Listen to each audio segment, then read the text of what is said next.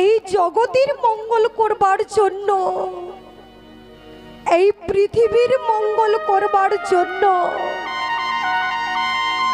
নিমাই আজ নবদ্বীপ ছেড়ে চলে গেছে।